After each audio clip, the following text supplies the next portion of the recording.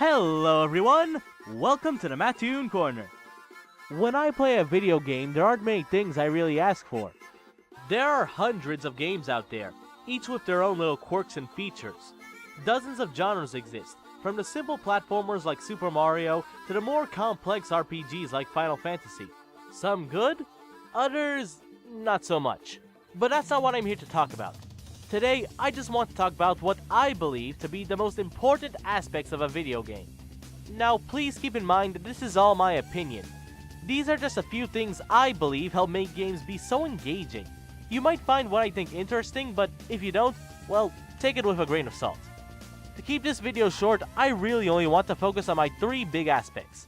You ready? Here we go.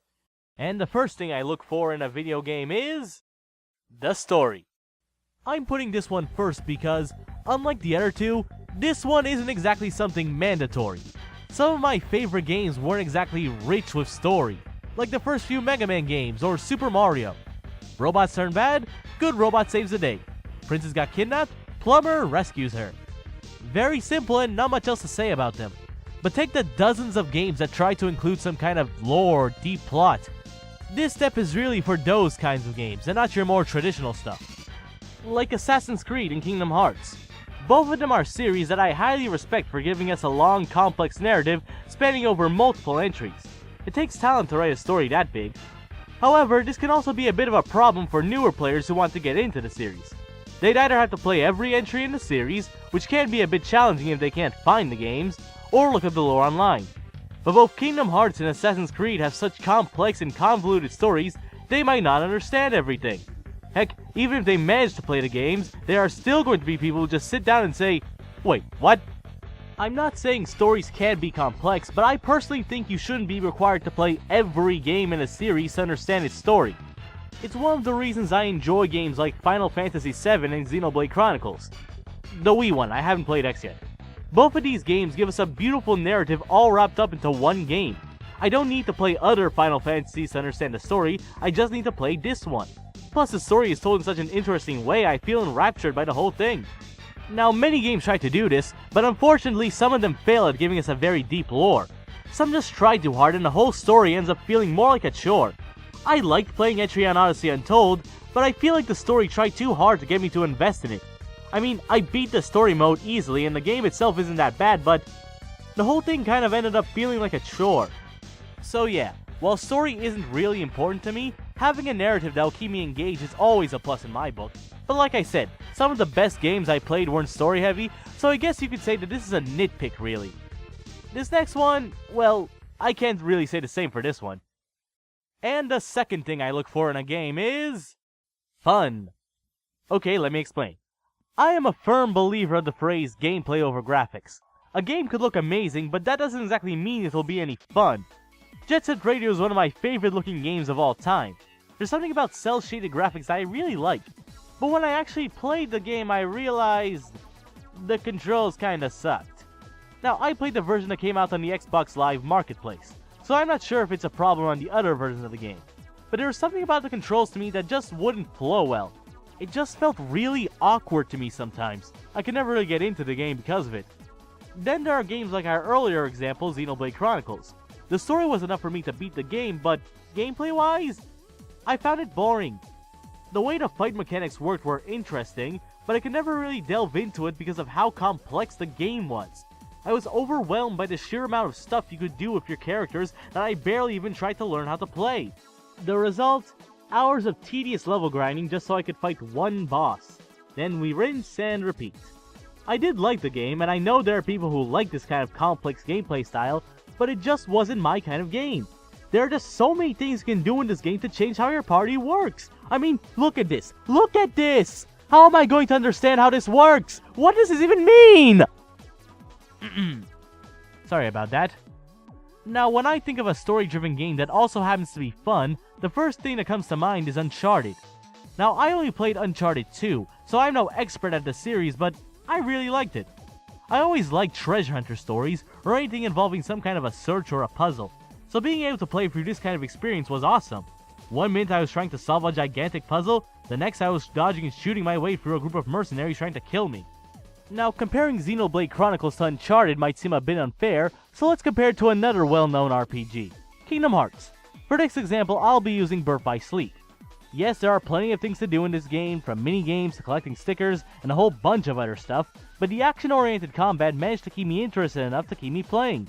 Since it wasn't as complex as Xenoblade Chronicles, I took some time to try and learn how the fusing commands worked and how the different abilities could be accessed. And, well, it turned out to be pretty enjoyable. Now, could I find the same enjoyment in Xenoblade Chronicles? Possibly, if one day I ever decide to try and learn all of this. Like I said, this is all my opinion. I'm sure lots of you guys like that game. If you like trying to wrap your head around this stuff, that's great. That being said, I honestly doubt I'd be able to play Xenoblade Chronicles X without getting a headache. Just... ugh. Now that we've gotten those two out of the way, it's time to get to the big one. This one's a lot more personal and, in my opinion, it's what separates good games from great games. And the third and final thing I look for in a video game is... memorability. Now, you might be thinking, what the heck does that mean? And, well, it's kind of hard to describe. How many of you guys remember the very first video game you played? For me, it was a little 3D platformer called Pac-Man World 2. I remember running around as Pac-Man, eating Pac-Docs, and trying to gobble up the ghosts. I remember being amazed at the environments that the game had and how fun it was seeing this cute-looking ball run through them. The game is fun on its own, but it's remembering how much I loved playing it when I was a kid that makes it even more enjoyable. You know what other game series I really like? Sonic. Yes, I know the series has had its ups and downs, but Sonic will always remain one of my favorite game characters of all time.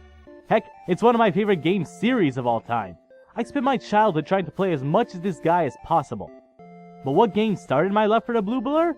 Well, the first game I played in the series was actually the very first entry, Sonic the Hedgehog. Haha, very funny. There we go. I had the game on this little plug-and-play thing that had a whole bunch of old Sega games. It had games like Golden Axe, Kid Chameleon, and Flicky. I remember liking the game a lot, but I never really got very invested in it.